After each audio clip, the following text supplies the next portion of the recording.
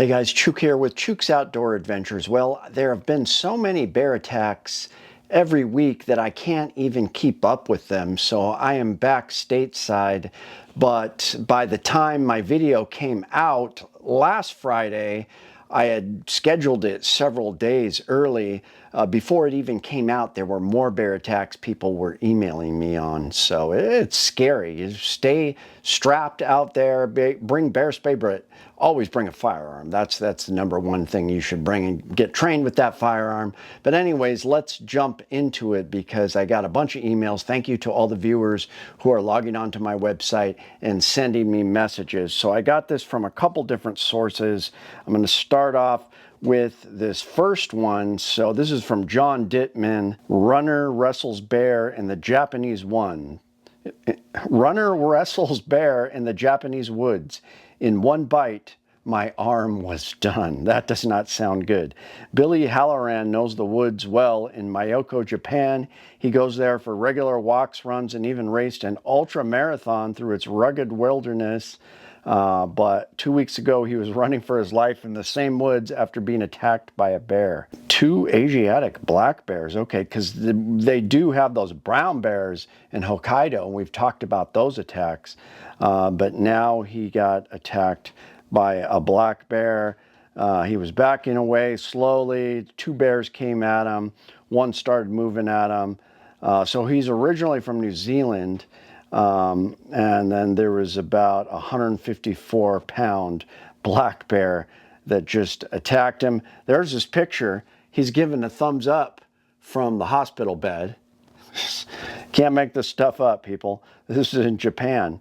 So he didn't think it was going to lunge at him. It did. Attacked his leg, leaving claw punctures and scratches. And then it mangled his arm.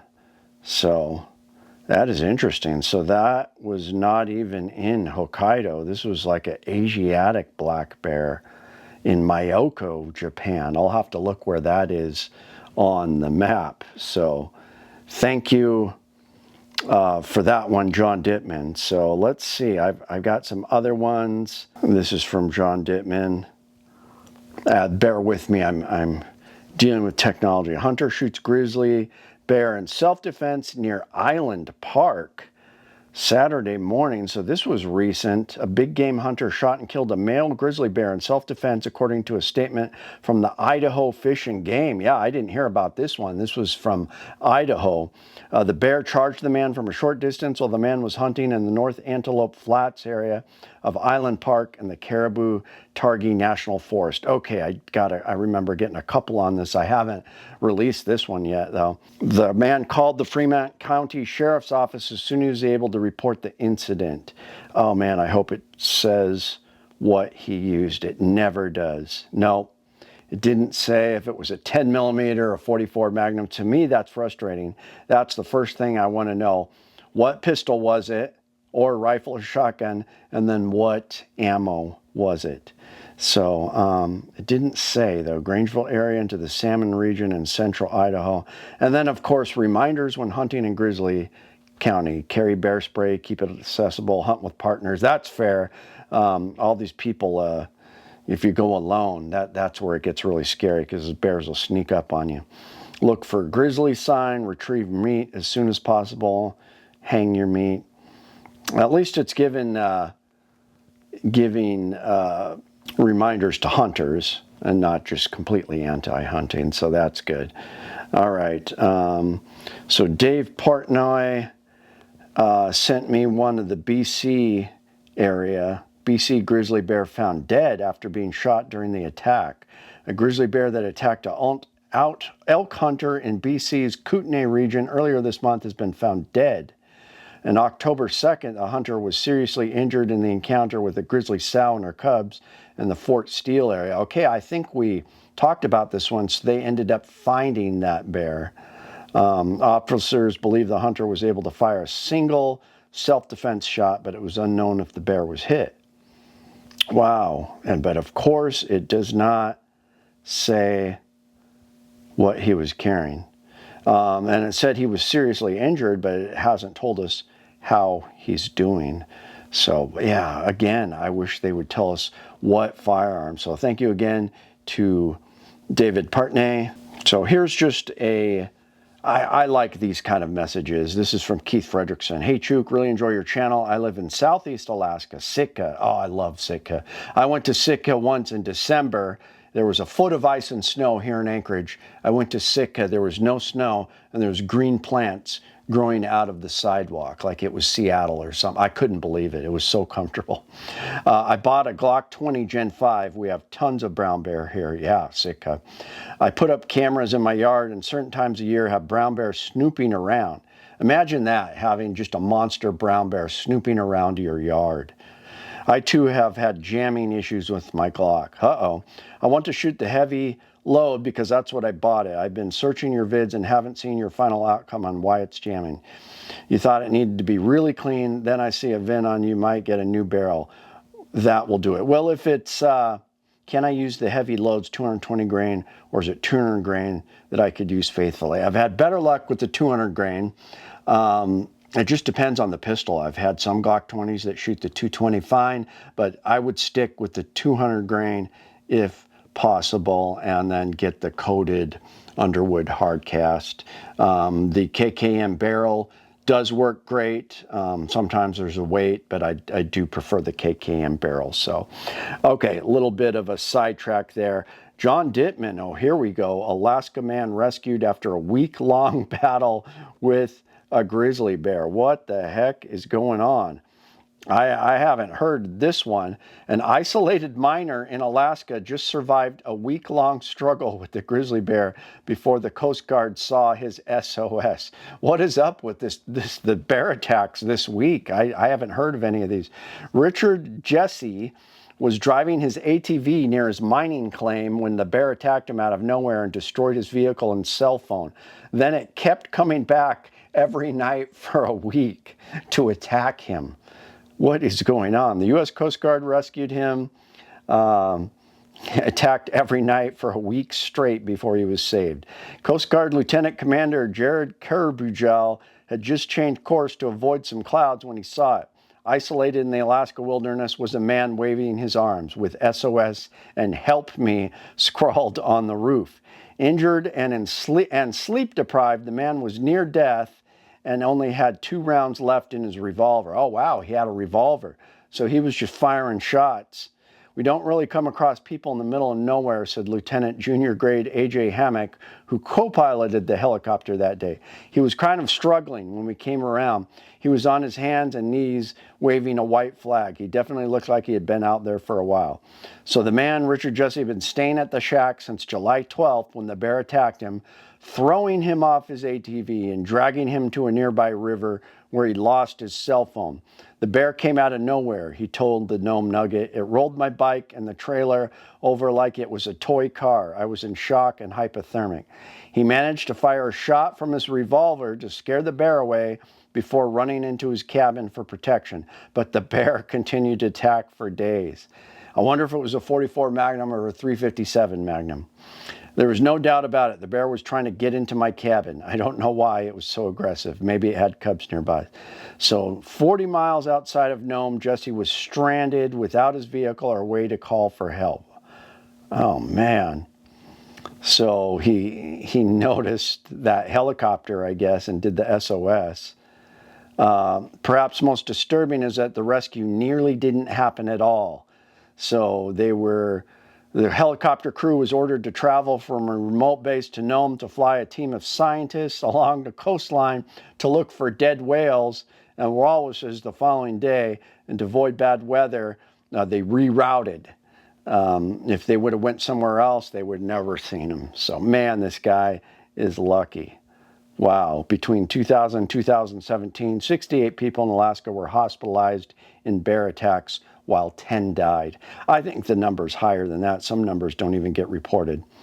Man, amazing story, and he's still alive. I love it. So I haven't even gotten to the main stories. I was probably sent that one a few times. So let's see what we have here, because I know I got a bunch of emails that I have not caught up yet. Okay, so this was when I was still traveling. Got another article about Japan. Japan bear attacks hit record high with 7 people killed this year. 7 people killed in Japan this year. That is mind-blowing. Tim Kilpatrick, I always like hearing from him. So stay strapped in bear country with Liberty Ammunition's latest recipe. Interesting. So what does Liberty have? Pistol packing, firepower. Maybe you prefer a strap on a 44 Magnum or bigger. Yeah, I'm not seeing what. Yeah, I would stick with Buffalo Boar, but that's interesting. Maybe it's time to check out Liberty again. So John Kinane, rumor going around via Nextdoor that someone's dog was attacked by 3 wolves in the vicinity of McHugh and Stewart Trail the other day. Down the line, the thread, somebody posted that there are actually 3 dogs that live at the trailhead of Stewart that like to beat up dogs showing up for the hike, and they don't know if it was wolves or not. So that is in the Anchorage area. Interesting. All right. Another one from John Melland on the black bear attack. He sent me a video. Let's see which one this was. Well, new at 4, we're learning Vernon Patton, the man who... Oh, yeah, Vernon died in Arkansas. Very, very sad. That was the old-timer that died in Arkansas with that attack. So, okay, we got one from Brian Robertson here. And he's sending me, Velo, 10 millimeter, 200 grain hard cast. 898, that's insane. And see, that's what I like about Velo, is that it was more of a value. It wasn't, when we tested it, it wasn't as powerful as Buffalo Boar or anything, but man, it was definitely affordable. Okay, this is from Matt Tower. Hopefully this is a bear. Runner fends off a bear while training in Japan. So that was the one I talked about earlier. These stories, it's stranger than fiction. You can't even believe that some of this stuff is true.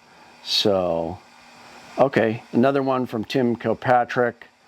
Oh, good, Cowboy State Daily. I love the Cowboy State Daily. Hunter shoots, kills Grizzly with rifle in self-defense south of Yellowstone. Finally, we hear what Firearm. Now, people think that I'm a big fan of pistols in bear country. No, you need a rifle or a shotgun. That's always better, but a lot of times it's too heavy if you're just fishing or hiking and you're going to have a pistol. For the 3rd year in a row, a hunter shot and killed a grizzly in self-defense on the Island Park, Idaho area south of Yellowstone National Park early Saturday. The hunter, who Fish and Game didn't identify, was cleared of any wrongdoing by the agency. They did an investigation. Archery hunters shot and killed grizzlies in self-defense in the Island Park on September 1st, 2024 and September 1st, 2023. Wow, on the same day. Archery hunters are allowed to carry handguns for self-defense. Charged in the thick timber. The hunter was hiking through thick timber in North Antelope Flats area, Island Park, on the Caribou. Okay, so we did talk about this, but now we know it was a rifle. So that was the single shot. He wasn't injured. Interesting. So same incident, but we know it was a rifle. It didn't say what caliber, what the rifle was. Okay, another one from Tim Kilpatrick. Bear attack on 82-year-old woman. What is going on in the world? And this is another one in Japan. Now, an 82-year-old woman is attacked by a bear in Japan. What the heck? She was attacked by a bear during her morning walk. Oh gosh, a nearby camera captured the moment when the bear suddenly lunged at her from behind. I don't know. Oh, that looks like, hey, that is horrible. It literally jumped like 3 feet. And she's screaming. Okay, we got to move on. I don't know what's going on in Japan, but that's, the Godzilla, earthquakes, and now it's the black bear and the grizzly bear. Okay, now we got one from Jim Schmidt, another Cowboy State Daily article. Dog survives after mountain lion snatches her by the head near Newcastle. Wow, a mountain lion attack on this cute little Australian shepherd. So what happened here? Lucky to be alive, rural property, mountain lion just grabbed it by the head. At least this couple saw it. They were getting ready for church, looked out in the driveway, and they saw her dog snatched up. They started banging on the window, and they didn't get a shot off. I think they scared it off. Oh, it carried her off, and they thought it was dead, and somehow they got it back. They thought the dog was gone, and then they drove the truck, and then the dog escaped. They heard it bark, and it escaped. I like that story. That was a good one. Yeah, watch out for mountain lions, too. Stay strapped for those things. All right, there's got to be some more here. Trip Gentry. Let's see. The bear killed for attacking a 60-year-old Missouri man in Arkansas was not the bear that killed him. They got the wrong bear. DNA proves the bad bear is still out there. Thank you. So just in, this was in 10:23, 4 p.m. Central, the bear killed for attacking the 60-year-old Missouri man that was in Arkansas. It was not the right bear. They shot the wrong bear. Thank you, Trip Gentry.